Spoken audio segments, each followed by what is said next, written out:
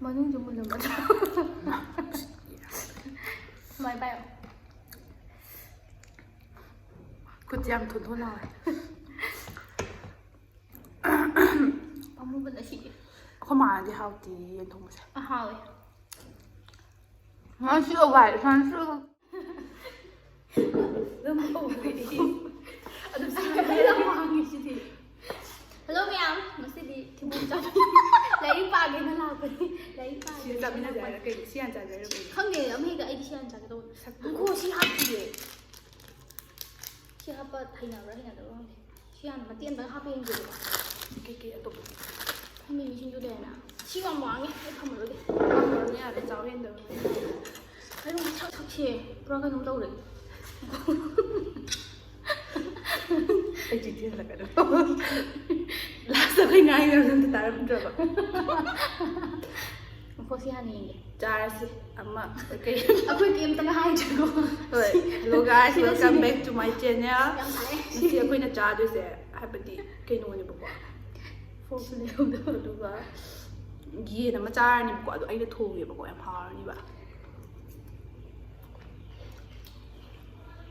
ꯁꯤ ꯍꯥꯞꯄꯁꯦ ꯍꯩꯅꯕ꯭ꯔꯥ ꯌꯦꯡꯉꯣ ꯍꯥꯟꯅ ꯑꯩ ꯃꯉꯥꯏꯗ ꯍꯩꯅ ꯍꯥꯞꯄꯁꯦ ꯑꯗꯨꯗꯤ ꯑꯗꯣ ꯚꯤꯗꯤꯑꯣꯁꯤꯒꯤ ꯃꯔꯛ ꯊꯠꯅ ꯃꯌꯥꯝꯗ ꯌꯥꯝꯅ ꯅꯨꯡꯉꯥꯏꯒꯗꯕ ꯁꯟꯁꯀ꯭ꯔꯤꯟ ꯑꯃ ꯗꯔꯃꯥꯀꯣꯒꯤ 1% ꯍꯥꯏꯌꯥꯂꯨꯔꯣꯅꯤꯛ ꯁꯥꯇꯤꯟꯇꯦꯠ ꯁꯟꯁꯀ꯭ꯔꯤꯟꯁꯦ ꯌꯥꯝ ꯅꯨꯡꯉꯥꯏꯕꯅꯦꯕꯀꯣ ꯃꯌꯥꯝꯁꯨ ꯁꯤꯖꯤꯟꯅꯔꯒ ꯌꯦꯡꯕꯤꯌꯣ ꯃꯣꯏꯒꯤꯁꯦ Every time you buy from them, Dermacol will link your order to a child that they help to educate along with Bhumi. They have pledged to help 10,000 students across the year. All the new products of Dermacol are fragrance-free. This is SPF 60 and PA4+ neba. Also gives an even tone glowing skin. Adum sizinaba kanda kaishu tawdeba yam safe oye. Aduta natana kainosu tawbanebako. Akoigi skin se hydrate adum oiraga lemne ado ai mayamda si tairaba matungda pung 3 daina 4 phawgi matungda adum reapply tawgadabanebako. Mai tawraga la ai si tu taiba kanda sumaina tawbane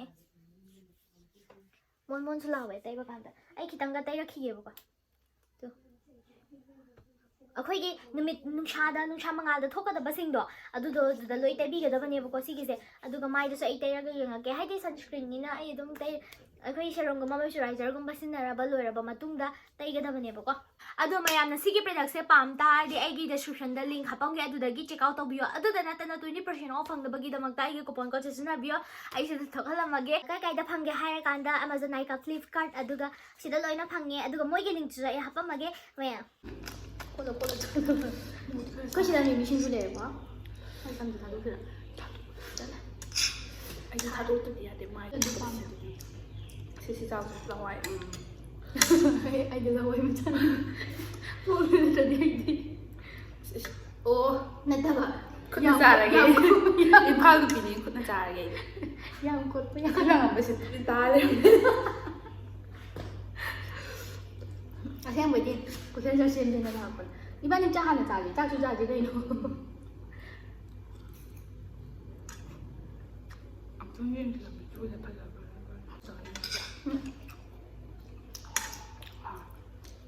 그래봐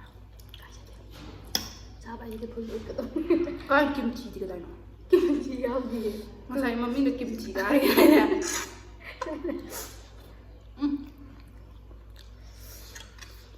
이거는 많이 짜다니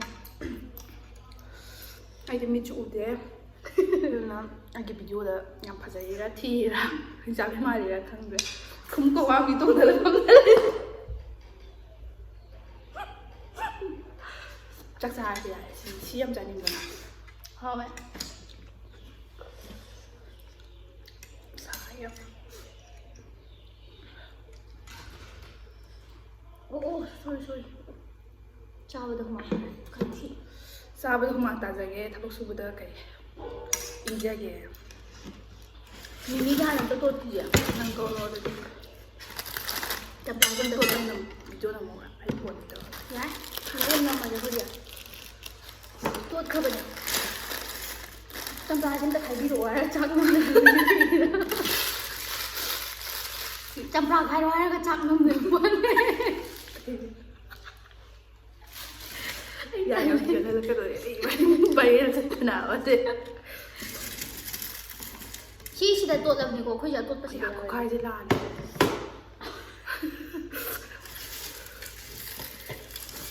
ꯆꯥꯔꯗꯤ ꯑꯗꯨꯝ ꯇꯥꯕꯖꯥꯠꯅꯤ ꯁꯨꯃꯥꯏꯅꯅꯦ ꯑꯗꯨꯝ ꯃꯥꯒꯤꯁꯨ gaming channel ꯑꯃ ꯍꯥꯡꯉꯅꯤ ꯑꯗꯨꯝ ꯍꯥꯡꯗ꯭ꯔꯤꯀꯥꯟꯗꯒꯤ subscribe ꯇꯧꯅꯕ ready ꯇꯧꯕꯤꯔꯒ ꯂꯩꯕꯤꯔꯣ ꯁꯤ ꯒꯦꯃꯤꯡꯁꯦ ꯏꯕꯥꯅꯤ ꯁꯤ ꯚꯤꯗꯤꯑꯣꯁꯦ ꯅꯝꯒꯦ ꯌꯥꯔꯝꯗ꯭ꯔꯗꯤ ꯑꯩꯗꯤ ꯍꯔꯥꯎꯕꯁꯤ ꯌꯥꯏ ꯈꯔꯗꯤ ꯌꯥꯗꯤ ꯈꯔ ꯍꯤꯒꯠꯂꯦꯕ ꯀꯩ ꯐꯥꯎꯕ ꯌꯥꯏꯒ ꯐꯖꯅ ꯆꯥꯔꯁꯤ ꯀꯩꯗꯧꯔꯒꯦ ꯑꯗꯣ ꯃꯌꯥꯝ ꯉꯁꯤꯗꯤ ꯑꯩꯈꯣꯏ ꯉꯁꯤꯁꯦ ꯑꯁꯤꯗ ꯆꯥꯛ ꯂꯩꯔꯦ ꯁꯤꯗ ꯌꯦꯟ ꯊꯣꯡꯕ ꯂꯩꯔꯦ ꯁꯤꯗ ꯃꯤꯃꯤ ꯁꯤꯡꯖꯨ ꯂꯩꯔꯦ ꯁꯤꯗ ꯆꯝꯄ꯭ꯔꯥ ꯂꯩꯔꯦ ꯁꯤꯗ ꯃꯣꯏꯒꯤ ꯀꯣꯔꯤꯌꯥꯒꯤ ꯔꯥꯃꯦꯟꯗꯣ ꯂꯩꯔꯦ ꯅꯨꯗꯜꯁꯇꯣ ꯂꯩꯔꯦ ꯑꯗꯣ ꯍꯧꯖꯤꯛ ꯑꯍꯥꯟꯕꯒꯤ ꯆꯥꯛꯈꯨꯝꯁꯤꯗꯤ ꯏꯆꯦꯅ ꯆꯥꯛꯀꯁꯦ ꯐꯨꯔꯤꯠꯇ ꯂꯣꯏ ꯑꯩꯅ ꯇꯧꯊꯣꯔꯥ ꯅꯠꯇ꯭ꯔꯒ ꯑꯍꯥꯟꯕꯩꯁꯦ ꯏꯕꯥꯅꯤ ꯀꯩꯅꯣ ꯇꯧꯁꯦ ꯀꯩꯅꯣ ꯅꯪꯁꯦ ꯀꯩꯕ ꯑꯗꯨꯝ ꯀꯩꯅꯣꯝ ꯍꯥꯏꯗꯥꯏꯅꯦ ꯀꯩ ꯊꯝꯅꯦꯜ ꯍꯥꯏꯕ ꯅꯝꯁꯤꯔ ꯍꯥꯏꯔꯒ ꯌꯦꯟ ꯃꯐꯩꯒ ꯑꯃꯨꯛ ꯁꯥꯏꯅ ꯄꯥꯏ ꯍꯣꯏ ꯇꯧꯁꯤ ꯆꯥꯔꯁꯤ ꯇꯧ ꯁꯤ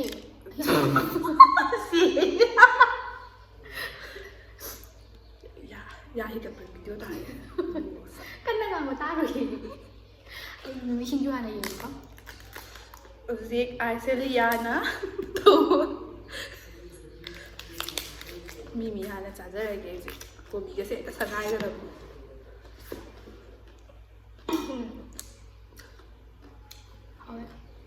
ꯃꯤꯃꯤ ꯈꯨꯇꯣꯠꯁꯤꯗꯤ ꯐꯖꯔꯦ ꯏꯁ ꯊꯣꯡ ꯈꯪꯗꯦ ꯅꯪ ꯃꯤꯃꯤ ꯈꯨꯇꯣꯠꯁꯤꯗꯤ ꯃꯌꯥꯝ ꯆꯥꯖꯔꯒꯦ ꯃꯤꯃꯤ ꯁꯝꯁꯨ ꯄꯥꯏꯔꯦ ꯈꯨꯠꯀꯁꯦ ꯏꯆꯥꯎ ꯆꯥꯎꯋꯦ ꯃꯌꯥꯝ ꯆꯥꯛ ꯑꯃꯨꯛ ꯆꯥꯖꯔꯒꯦ ꯌꯥꯔꯦ ꯆꯥꯛ ꯑꯩꯈꯣꯏꯗꯤ ꯆꯥꯛꯀꯤ ꯃꯤꯅꯦ ꯆꯥꯛ ꯍꯥꯟꯅ ꯆꯥꯒꯗꯕ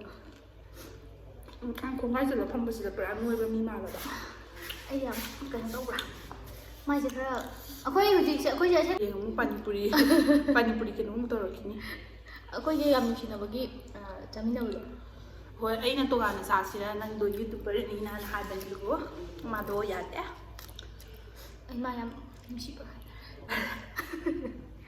ꯃꯧꯗꯤ ꯃꯥꯟꯗ꯭ꯔꯣ ꯆꯠꯂꯣ ꯌꯥꯔꯦ ꯏꯀꯥꯏꯕꯤ ꯁꯥꯔꯒ ꯇꯨꯃꯤꯟꯅꯒ ꯆꯠꯂ ꯏꯀꯥꯏꯗꯦ ꯑꯩꯗꯤ ꯈꯤꯇꯪꯒ ꯆꯥꯏꯗꯣ ꯀꯩꯒꯤꯅꯣ ꯊꯤꯅꯤꯡꯗꯦ ꯃꯋꯥ ꯁꯨꯝ ꯆꯥꯔꯤꯉꯩꯗ ꯚꯥꯏ ꯑꯩ ꯊꯤꯔꯝꯃꯁꯨ ꯅꯪꯅ ꯈꯔ ꯁꯦꯝꯈ꯭ꯔꯣ ꯃꯤꯠꯁꯨ ꯎꯗꯦꯕꯀꯣ ꯑꯩꯁꯦ ꯑꯗꯨꯅ ꯀꯩꯝ ꯎꯗ꯭ꯔꯦꯕ ꯑꯁ ꯀꯩꯅꯣ ꯃꯔꯤ ꯑꯁ ꯈꯨꯠ ꯑꯣꯏꯅ ꯆꯥꯔꯁꯤ ꯋꯥꯏ ꯅꯨꯄꯤꯅꯤꯅ ꯍꯧꯖꯤꯛ ꯈꯨꯠꯅ ꯆꯥꯈ꯭ꯔꯦ ꯔꯥꯃꯦꯟ ꯀꯣꯔꯤꯌꯥꯗ ꯂꯩꯕ ꯁꯥꯟꯅꯔꯔꯣꯏ ꯂꯋꯥꯏ ꯍꯥꯏꯕ ꯑꯃꯨꯛ ꯁꯥꯎꯗꯅ ꯃꯤ ꯃꯥꯡꯒꯣ ꯇꯥꯋꯥ ꯐꯥꯒꯤꯒꯤ ꯂꯋꯥꯏꯅꯤꯀꯣ ꯑꯩꯅ ꯍꯥꯏꯖꯩꯁꯦ ꯅꯠꯇ꯭ꯔꯗꯤ ꯑꯃꯨꯛ ꯑꯗꯤ ꯁꯥꯎꯅꯕꯅꯤꯅꯕꯀꯣ ꯆꯥꯛꯁꯤ ꯁꯣꯝ ꯃꯦꯂꯨꯛꯇꯣ ꯆꯥꯖꯔꯒ ꯍꯥꯎꯇ꯭ꯔꯣ ꯁꯤꯗ ꯆꯥꯎ ꯁꯤ ꯄꯨꯡꯇꯥ ꯇꯥꯔꯦ ꯀꯩꯅꯣ ꯍꯥꯎꯋꯦ ꯍꯥꯏꯌꯨ ꯀꯩꯅꯣꯅꯦ ꯌꯥꯝ ꯊꯤ ꯍꯥꯎꯋꯦ ꯃꯥꯅ ꯊꯣꯡꯕ ꯌꯦꯟꯁꯦ ꯃꯌꯥꯝ ꯁꯤꯗ ꯂꯩꯖꯔꯦꯀꯣ ꯆꯥꯛꯁꯤꯗꯤ ꯃꯤꯉꯣꯟꯗ ꯎꯍꯜꯂꯣꯏꯁꯤ ꯌꯥꯝ ꯌꯥꯝꯕꯅꯤ ꯆꯥꯛ ꯌꯥꯝ ꯆꯥꯏ ꯈꯪꯉꯤꯅꯤ ꯑꯗꯨꯅ ꯈꯤꯇꯪ ꯃꯆꯦꯠ ꯑꯝꯇꯪ ꯎꯍꯟꯖꯔꯛꯀꯦꯕ ꯑꯣ ꯑꯁꯣꯝꯗ ꯀꯟꯅ ꯂꯥꯎꯈꯠꯂꯦ ꯇꯥꯗꯅ ꯕꯦꯛꯒ꯭ꯔꯥꯎꯟꯗ ꯑꯩꯗꯤ ꯆꯥꯛ ꯉꯥꯛꯇꯅꯤ ꯆꯥꯗꯣ ꯆꯥꯛ ꯌꯥꯝ ꯂꯥꯝꯃꯦ ꯃꯥꯗꯤ ꯃꯌꯨꯝꯗꯩ ꯆꯥꯛ ꯆꯥꯊꯣꯛꯑ ꯂꯥꯛꯑꯦꯕ ꯑꯗꯨꯒ ꯑꯃꯨꯛ ꯃꯨꯛꯕꯥꯡ ꯇꯧꯕ ꯑꯗꯨꯒ ꯁꯤꯗ ꯃꯨꯛꯕꯥꯡ ꯇꯧꯁꯤ ꯑꯩꯉꯣꯟꯗ ꯌꯦꯟꯒ ꯊꯣꯡꯍꯜꯂ ꯊꯝꯃꯦ ꯑꯗꯨꯒ ꯃꯨꯛꯕꯥꯡ ꯇꯧꯕꯗꯤ ꯃꯥꯜꯂꯦ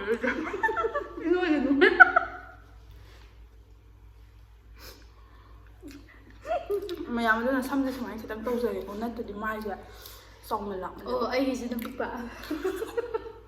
ꯇꯤꯟꯅꯕꯗꯤ ꯆꯥꯟꯅꯕꯅꯦ ꯏꯕꯥꯅꯤꯁꯦ ꯃꯥꯅ ꯈꯔ ꯀ꯭ꯌꯨꯠ ꯑꯣꯏꯈꯤꯕ ꯍꯥꯏꯇꯥꯔꯦꯀꯣ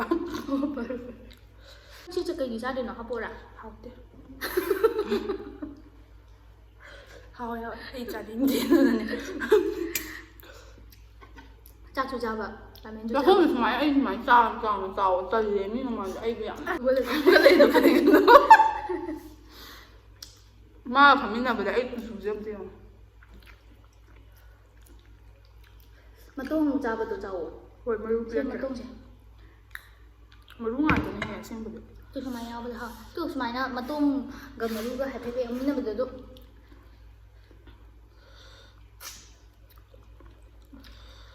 ꯃꯥ ꯊꯣꯡꯕ ꯊꯤ ꯍꯩꯔ ꯈꯔ ꯌꯥꯎꯔꯒ ꯐꯝꯍꯜꯂꯅꯤ ꯍꯧꯖꯤꯛꯇꯤ ꯀꯩꯅꯣ ꯑꯣꯏꯅ ꯇꯧꯔꯅꯤ ꯑꯩꯗꯣ ꯐꯥꯁ ꯐꯨꯗꯀꯨꯝꯕ ꯑꯃ ꯐꯝꯍꯜꯂꯅꯤ ꯅꯠꯇꯦ ꯕꯦꯟꯗꯔ ꯑꯣꯏꯅ ꯆꯈꯣꯝ ꯑꯃ ꯂꯩ ꯐꯖꯅ ꯁꯤꯔꯦ ꯑꯩ ꯁꯛꯇ ꯊꯝꯅꯥ ꯂꯩꯕ ꯃꯤꯃꯤ ꯁꯤꯡꯖꯨꯒꯤ ꯆꯥꯖꯔꯒꯦ ꯑꯩ ꯁꯤꯗ ꯅꯋꯥꯏꯅ ꯂꯣꯏ ꯇꯥ ꯌꯥꯗ꯭ꯔꯦ ꯃꯄꯥꯁꯤꯗ ꯆꯥꯖꯒꯦ ꯍꯣꯔꯦꯟ ꯅꯪ ꯌꯨꯝ ꯌꯧꯔꯗꯤ ꯌꯦꯡꯉꯅꯨ ꯑꯗꯨꯗꯤ ꯑꯩ ꯈꯪꯉꯦ ꯚꯤꯗꯤꯑꯣꯁꯦ ꯏꯕꯥꯅꯤ ꯑꯝꯇ ꯌꯥꯔꯝꯗꯕ ꯚꯤꯗꯤꯑꯣ ꯅꯝꯃꯒ ꯍꯣꯔꯦꯟ ꯌꯥꯔꯝꯗ꯭ꯔꯗꯤ ꯀꯃꯥꯏꯅ ꯇꯧꯒꯦ ꯌꯥꯝꯅ ꯃꯁꯤ ꯑꯗꯨꯝ ꯀꯥꯎꯔꯛꯑꯣ ꯌꯥꯔꯦ ꯇ꯭ꯔꯦꯂꯔ ꯊꯥꯒꯠꯀꯗꯕꯅꯤ ꯍꯥꯟꯅ ꯀꯣ ꯑꯀꯣꯟꯅ ꯍꯥꯞꯄ ꯑꯂꯨꯁꯤꯗꯤ ꯃꯨꯟꯗ꯭ꯔꯦ ꯁꯨꯃꯥꯏꯅ ꯃꯊꯪꯗꯁꯨ ꯇꯧꯔꯛꯀꯦꯕ ꯁꯨꯃꯥꯏꯅꯁꯨ ꯃꯊꯪꯗꯁꯨ ꯇꯧꯔꯛꯀꯦꯕꯀꯣ ꯃꯌꯥꯝ ꯑꯗꯣ ꯀꯩ ꯆꯥꯔꯛꯎꯒꯦꯗ ꯍꯥꯏꯕꯤꯔꯛꯑꯣ ꯑꯩꯅ ꯊꯣꯡꯗꯣꯏꯅꯦ ꯑꯗꯨꯁꯨ ꯃꯥꯅ ꯂꯣꯏ ꯆꯥꯏꯌꯦꯕꯀꯣ ꯆꯕꯦꯠꯅꯩꯌꯦ ꯑꯩꯈꯣꯏꯅꯤꯅ ꯆꯥꯔꯤꯁꯦ ꯃꯨꯛꯕꯥꯡ ꯃꯥꯟꯗ꯭ꯔꯦ ꯁꯤꯗꯤ ꯅꯠꯇꯦ ꯊꯤꯕꯣꯡ ꯆꯥꯕꯅꯦ ꯑꯩꯈꯣꯏ ꯃꯥ ꯍꯥꯏꯅꯦ ꯃꯨꯛꯕꯥꯡ ꯅꯠꯇꯦ ꯃꯨꯛꯀꯥꯕꯥꯡꯉꯦ ꯅꯪ ꯉꯥꯡꯉꯨ ꯍꯥꯏꯕ ꯍꯣꯔꯦꯟꯒꯤ ꯚꯤꯗꯤꯑꯣꯗꯣ ꯇꯞꯀꯅꯤꯕ 이바닉스 컴브라 이바닉스 컴브라 모바일 리젠즈 사나이ꯕ ꯑꯗꯨꯗꯅꯦ ꯃꯣꯕꯥꯏꯜ ꯂꯤꯖꯦꯟꯁꯨ ꯁꯥꯟꯅꯔꯛꯑꯅꯤꯕꯀꯣ ꯍꯧꯖꯤꯛꯁꯦ ꯈꯪꯕ꯭ꯔꯥ ꯍꯧꯖꯤꯛ ꯒꯦꯃꯤꯡ ꯆꯦꯅꯦꯜ ꯑꯃ ꯍꯥꯡꯉꯛꯑꯅꯤꯕ ꯍꯧꯖꯤꯛ ꯈꯪꯕ꯭ꯔꯥ ꯂꯤꯞꯁꯇꯤꯛꯁꯨ ꯂꯣꯏ ꯀꯣꯛꯈ꯭ꯔꯦ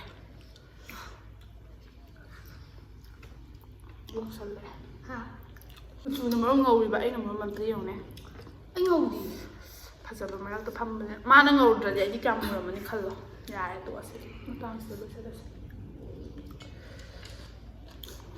ꯃꯌꯥꯝ ꯍꯧꯖꯤꯛ ꯑꯩ ꯐꯩꯗꯤ ꯁꯥꯔꯒ ꯑꯣꯏꯅ ꯆꯥꯔꯛꯑꯒꯦꯀꯣ ꯃꯐꯩꯁꯤꯅ ꯑꯩꯕꯨ ꯔꯥꯁꯤ ꯑꯃ ꯍꯥꯞꯄꯒ ꯀꯣꯛꯐꯥꯏ ꯆꯠꯂ ꯑꯗꯨꯝ ꯆꯥꯕ ꯍꯧꯔꯦꯀꯣ ꯑꯩ ꯍꯧꯖꯤꯛ ꯋꯥ ꯉꯥꯡꯉꯛꯑꯔꯣꯏ ꯄꯨꯛꯁꯨ ꯆꯥꯛ ꯆꯥꯗꯦ ꯑꯩꯗꯤ ꯑꯩ ꯍꯧꯖꯤꯛ ꯋꯥ ꯉꯥꯡꯖꯔꯛꯑꯔꯣꯏ ꯃꯌꯥꯝ ꯑꯗꯨꯝ ꯄꯪꯆꯥꯗ ꯆꯥꯁꯜꯂ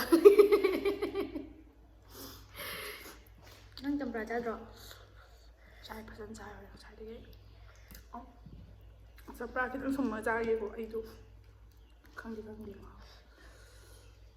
ꯍꯧꯖꯤꯛ ꯏꯕꯥꯅꯤꯒꯤꯀꯣ ꯃꯨꯛꯕꯥꯡ ꯆꯦꯅꯦꯜ ꯑꯃꯗꯤ ꯍꯥꯡꯉꯛꯑꯅꯤ ꯁꯣꯏꯗꯅ ꯃꯥꯒꯤ ꯁꯤꯒꯤ ꯆꯦꯅꯦꯜꯁꯤꯗꯤꯀꯣ ꯑꯗꯨꯝ ꯃꯥꯒꯤ ꯃꯤꯝꯁ ꯀꯩꯀꯥ ꯄꯥꯅꯕꯗꯣ ꯑꯗꯨꯝ ꯑꯣꯏꯖꯔꯁꯅꯨꯕꯀꯣ ꯑꯗꯨꯒ ꯀꯩ ꯍꯥꯏꯇꯥꯔꯦ ꯏꯕꯥꯅꯤꯒꯤ ꯃꯨꯛꯕꯥꯡ ꯆꯦꯅꯦꯜ ꯑꯃ ꯑꯣꯏꯅ ꯍꯥꯡꯉꯛꯑꯅꯤ ꯑꯗꯨꯒ ꯆꯥꯊꯔꯛꯄꯗꯤ ꯐꯖꯅ ꯕꯣꯝ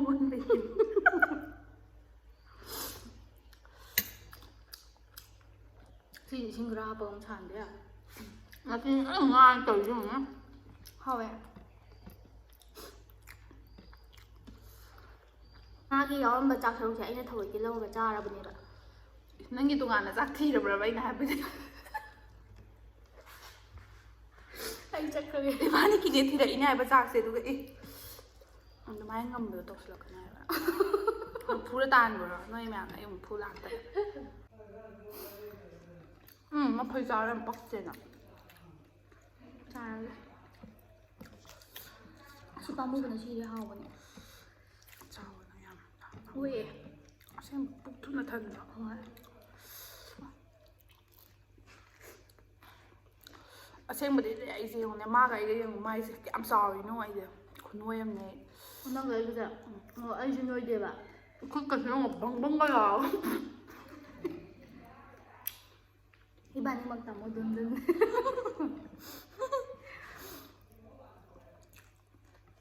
ꯌꯥꯏꯁꯦ ꯃꯁꯤꯗꯤ ꯁꯤꯗꯒꯤꯗꯤ ꯀꯩꯅꯣ ꯇꯧꯔꯛꯑꯒꯦ 그래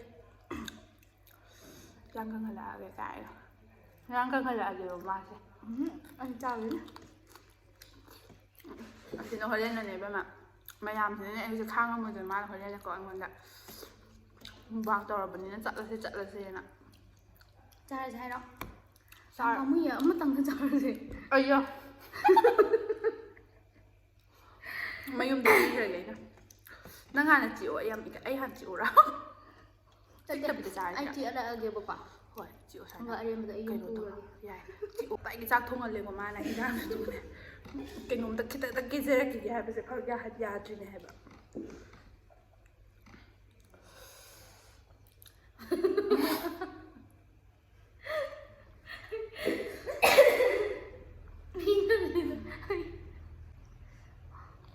만원 좀 보자 맞아 많이 봐요 ꯈꯨꯠꯁꯦ ꯌꯥꯝ ꯊꯣꯟ ꯂꯥꯎꯋꯦ 아무거나 시게 ꯑꯩꯈꯣꯏ ꯃꯥꯅꯗꯤ ꯍꯥꯎꯇꯦ ꯌꯦꯟ ꯊꯣꯡꯕꯁꯦ 하위 ꯉꯁꯤꯒ ꯋꯥꯏ ꯉꯁꯤꯒ ꯍꯌꯨꯝ 그리고 떠봐. 반지가 진짜 어려워요. 하나, 근데 스킨 별로가 되었어요. Ay, t-shirt ako nila na. Alam ko yun. Wait, ang gano'n ko 근데 왜 이제 한다박이 셀레브레이션 따라가 이제 망한 건데 삐뚤삐 빵아 말해 하면 난 밤도 떠 이만 난왜 좀 보려나 Alam siya yung halik lang na sumula. 아니 자이도 몰래 톰브랑 완우도 사이 레이븐이나 톰바 Ang sidi mo. Ang tayo mo sidi. 까미는 팠다 봐 알로즈 톰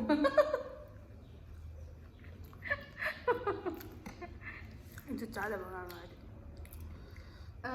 Kay sige video niya charawan ba video ni ko tay kim na mubang ta natin. 됐지 거기 나가 무방 떨어지 무방이 미만 불안해 생각이 너희들 좀더 톡탁 무방 못 젠타버네 짜이다 보다 잘 해봐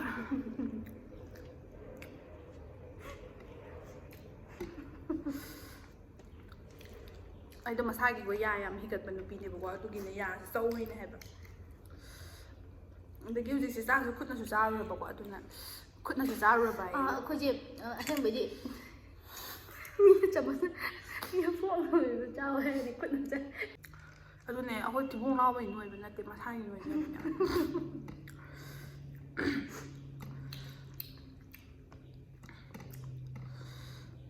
ꯃꯅꯨꯡꯗ ꯆꯪꯗ꯭ꯔꯤ 사갈래. 그럼 우선 게 장기.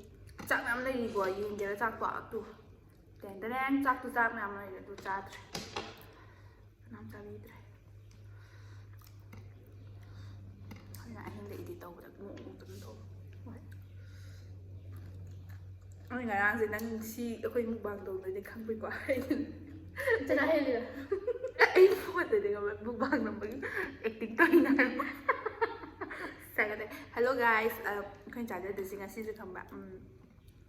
Giên thùng mình. Xin lỗi chúng mình đi. Mình xin như cái năng năng tới là đau lại để năng này đau lại tập bấm mi.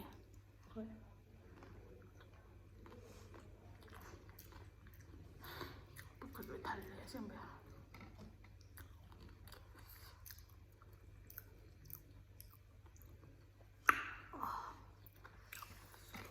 Kuzaga sati nang Kaya ba? kuzaga sati nang bayo sa kaya. Asal wala.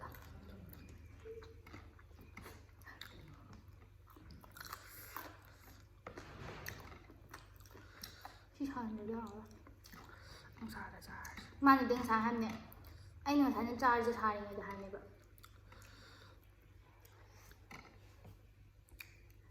Alam mo na mali na ka ba nang.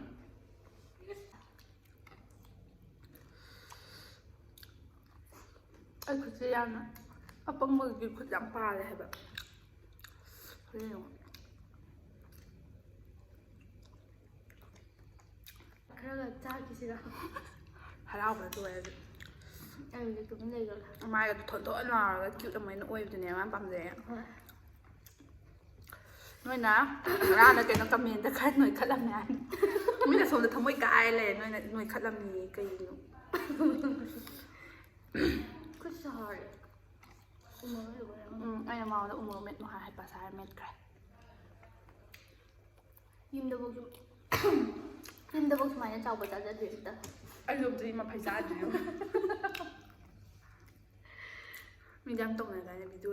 Mình là gì hay. Kim liệt à?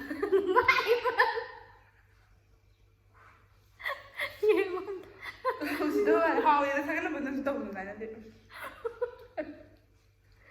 Ôi ya ơi, bây giờ Nó hai cái cô ya tầm nó mình được vậy. Bạn ấy phẩm gì để tao làm gì? má này giàu màu mình. Mà đây yang wang ni last. Nên thì má sang mình giàu màu mình. Ai do nam do smile ko la kan sai ma wang man na bona. Ai do smile to de. Ngun ko to loi ka e ba ma. Mà mà sai sai ka sam ko sai na to kun jale ka to. Ôi thu ra.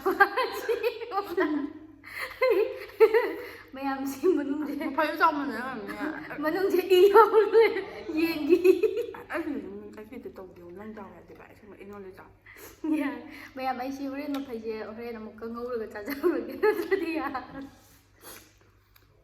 ꯍꯣꯔꯦꯟ ꯑꯩ ꯌꯨꯝꯗ ꯐꯖꯅ ꯄꯦꯛ ꯇꯧꯔꯒ ꯌꯨꯝꯗ ꯆꯥꯖꯔꯨꯔꯒꯦ ꯅꯠꯇ꯭ꯔꯗꯤ ꯑꯁꯤ ꯃꯐꯩꯁꯦ ꯋꯥ ꯈꯔ ꯂꯥꯏꯔꯤꯛ ꯄꯥ ꯆꯠꯂꯤꯔ ꯃꯐꯩ ꯆꯥ ꯆꯠꯂꯤꯔ ꯆꯥ ꯆꯠꯂꯤꯔꯅ ꯃꯥꯏꯅ ꯂꯥꯏꯔꯤꯛ ꯄꯥꯖꯦ ꯀꯥꯏ ꯌꯥꯝ ꯃꯥꯟꯗ꯭ꯔꯣ ꯊꯤꯕꯣꯡ ꯆꯥꯕ ꯑꯣꯏꯔꯝꯃꯦ ꯚꯤꯗꯤꯑꯣꯁꯦ ꯑꯃꯨꯛ ꯊꯤꯔꯝꯃꯗꯤ ꯑꯃꯨꯛ ꯆꯥꯛ ꯆꯥꯈꯤꯗꯣꯏꯅꯦꯕ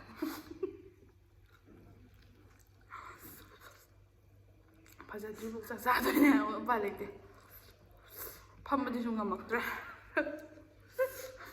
ꯑꯩ ꯉꯁꯥꯏꯅꯦ ꯁꯥꯏꯠꯀꯨꯝꯕ ꯐꯩꯇꯧꯁꯦ ꯍꯣꯏ ꯑꯗꯨ ꯂꯩꯔꯨꯔꯁꯨ ꯌꯥꯔꯦ ꯅꯪꯗ ꯂꯩꯔꯨ ꯌꯥꯔꯦ ꯅꯣꯏ ꯗꯨꯀꯥꯟ ꯀꯥꯏꯗ ꯊꯣꯛꯇꯕ ꯂꯥꯛꯄꯗ ꯊꯦꯡꯅꯔꯛꯇ꯭ꯔꯣ ꯄꯥꯏ ꯃꯥꯏꯗꯤ ꯑꯩ ꯈꯛꯇꯪ ꯌꯥꯝ ꯆꯥꯔꯤꯁꯦ ꯏꯀꯥꯏꯔꯛꯑꯦ ꯁꯨꯝ ꯑꯩ ꯉꯁꯥꯏꯗꯤ ꯁꯤꯗ ꯆꯥꯗꯕ꯭ꯔꯣ ꯁꯤꯗ ꯐꯨꯔꯤꯠꯀ ꯂꯣꯏ ꯆꯨꯔꯦ ꯀꯗꯥꯏ ꯁꯤꯗ ꯀꯅꯥꯅ ꯊꯦꯡꯅꯜꯂꯤꯅꯣ ꯁꯤꯗ ꯈꯪꯗꯦ ꯁꯣꯝꯗ ꯆꯥ ꯁꯣꯝꯗ ꯇꯩꯂꯦ ꯑꯩꯅ ꯍꯥꯏꯔꯗꯅꯒ ꯃꯤꯅꯒ ꯉꯁꯥꯏꯅꯒ ꯅꯪꯒꯤ ꯐꯦꯟ ꯃꯌꯥꯝꯅꯒ ꯆꯥꯛꯁꯤꯜꯂꯒ ꯅꯪꯅ ꯊꯦꯡꯈꯤꯕꯗꯨꯅ ꯁꯤꯗ ꯂꯩꯔꯦꯒ ꯊꯦꯡꯒꯗ ꯑꯃ ꯃꯦꯒꯤ ꯏꯠꯁꯇꯣ ꯈꯪꯕ꯭ꯔꯥ ꯃꯌꯥꯝ ꯆꯥꯕꯗꯣ ꯃꯥꯗꯤ ꯂꯣꯏꯔꯀꯥꯟꯗ ꯁꯨꯃꯥꯏꯅ ꯇꯧꯕꯅꯤ ꯑꯩꯁꯦ ꯍꯦꯛꯇ ꯇꯧꯋꯤ ꯃꯅꯤꯄꯨꯔꯒꯤꯔꯥ ꯅꯠꯇꯦ ꯏꯟꯗꯤꯌꯥꯒꯤ ꯃꯌꯥꯝ ꯄꯤꯔꯣ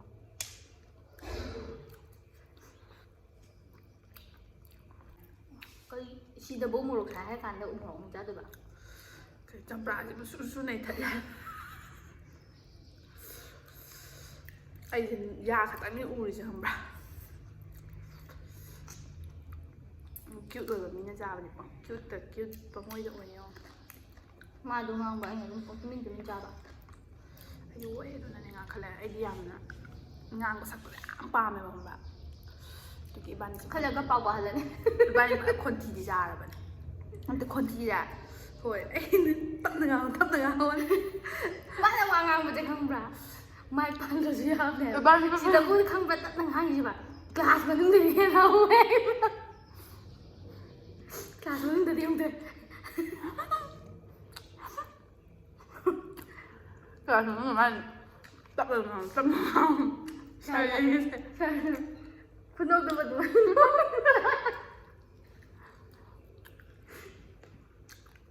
ꯈꯨꯅꯣꯛꯇꯨꯕꯨ ꯑꯗꯨꯃꯥꯏꯅ ꯅꯣꯛꯄ꯭ꯔꯥ ꯌꯦ ꯀꯌꯥ ꯅꯨꯡꯁꯤꯕ ꯑꯣꯖꯥ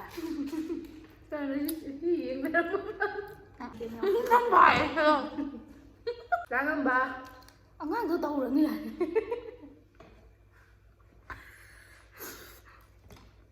ꯑꯩꯈꯣꯏꯅ ꯇꯞꯇꯥꯒꯤ ꯆꯠꯊꯩ ꯑꯗꯨꯒ ꯏꯁꯤꯡ ꯂꯧꯅꯕꯒꯤ ꯃꯅꯥꯎꯄꯥꯗ ꯂꯩꯉꯝꯕ ꯍꯔꯥꯎꯕꯗ ꯁꯤꯔꯝꯕ ꯃꯇꯦꯛꯇꯗꯤ ꯃꯨꯜꯂꯦ ꯑꯗ ꯌꯦꯡꯉꯦ ꯃꯇꯦꯛ ꯄꯨꯈꯝ ꯄꯥꯏꯗꯨꯔꯦ ꯅꯪꯒꯤ ꯗꯥꯏꯂꯣꯛ ꯐꯖꯕꯗꯣ ꯍꯥꯏꯖꯜꯂꯨꯒꯗꯧꯔꯦ ꯚꯥꯏ ꯀꯃꯥꯏ ꯍꯥꯏꯔꯣ ꯂꯩꯗꯨꯗꯤ ꯅꯪ ꯃꯤꯉꯣꯟꯗ ꯉꯥꯎꯍꯟꯕ ꯉꯝꯕ ꯗꯥꯏꯂꯣꯛ ꯍꯩ ꯃꯌꯥꯝ ꯉꯧꯕꯤꯔꯣ ꯍꯥꯎꯗꯤ ꯍꯥꯎꯕ ꯑꯗꯣ खितंग थाव खितंग मईदो मुझे याथोक्ट्रदि ꯀꯣ ꯁꯤꯗꯩ ꯆꯠꯄ ꯇꯜꯂꯦ ꯌꯣꯝꯕ ꯍꯧꯏ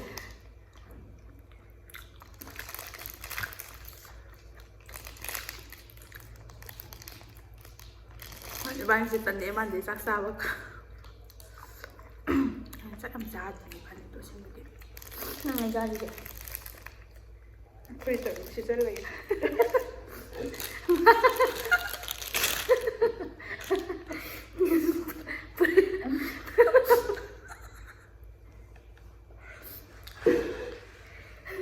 풀이 자우리 뭐를 지금 달카고 있어 왜 그러니까 이 와리 무슨 하나 이반이 그 와리 나 이거 사실 와리 사다 버렸대 시그리 면 마당 저기 시다 로셔 북한 뭐야 한이도 더우고 로셔 살아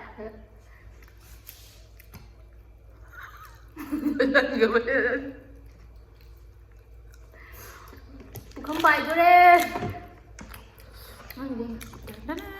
wow so nice mai chắc chúng tôi từ xa đến tao xin nè nó muốn để lâu ra vậy cha rồi bà